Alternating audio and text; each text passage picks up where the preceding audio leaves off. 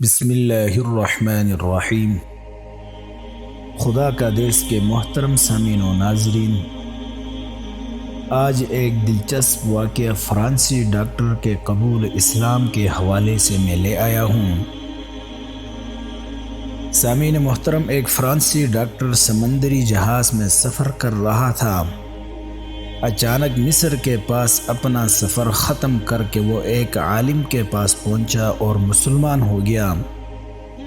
سامعین محترم، محمود مصری نے ان سے ان کے مکان پر جا کر ان کے اسلام لانے کی وجہ دریافت کی۔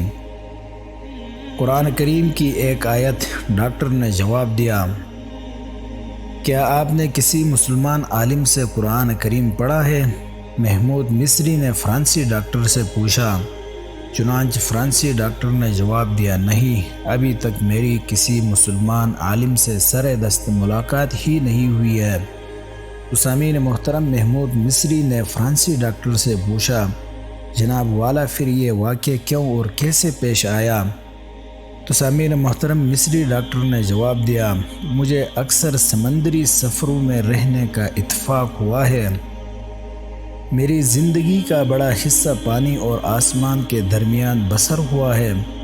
اسی طرح کے ایک سفر میں مجھے ایک بار قرآن کریم کا فرانسی ترجمہ ملا۔ چنانچہ یہ ترجمہ موسپاسا کاری کا ترجمہ تھا۔ میں نے اسے کھولا تو سورہ نور کی آیات نمبر 40 تھی۔ چنانچہ اس میں ایک سمندری نظارے کی کیفیت بیان کی گئی ہے۔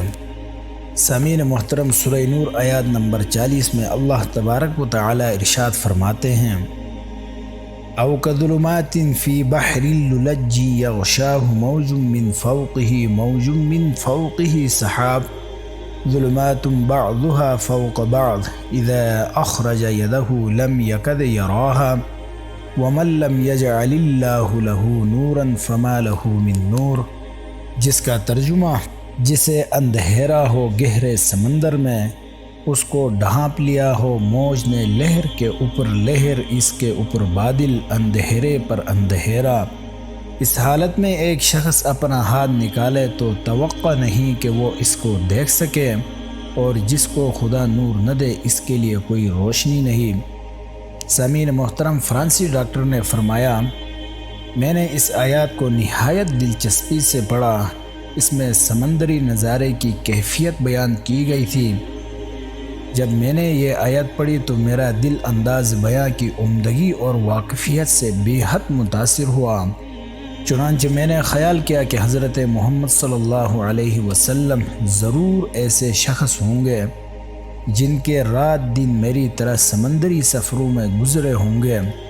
پھر بھی مجھے حیرت تھی کہ انہوں نے سمندر کی گہرائیوں کو کیسے مختصر الفاظ میں بیان کیا ہے، گویا کہ خود رات کی سیاہی، بادلوں کی تاریکی اور موجوں کے طوفان میں ایک جہاز پر کھڑے ہیں اور ایک ڈوبتے ہوئے شخص کی بدحواسی کو دیکھ رہے ہیں۔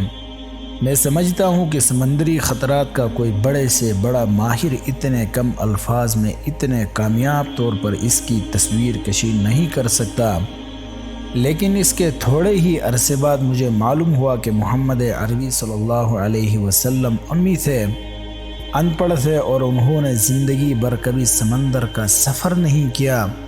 یہ بات ظاہر ہونے کے بعد میرا دل روشن ہو گیا۔ میں سمجھ گیا کہ یہ حضرت محمد صلی اللہ علیہ وسلم کی آواز نہیں بلکہ اس خدا کی آواز ہے جو سب کچھ دیکھ رہا ہے۔ اس کے بعد میرے پاس اس کے سوا چارہ نہ تھا کہ میں مسلمان ہو جاتا۔ سامعین محترم، آج کی یہ دلچسپ ویڈیو کے متعلق کمنٹس میں ضرور اپنی رائے کا اظہار کیجیے۔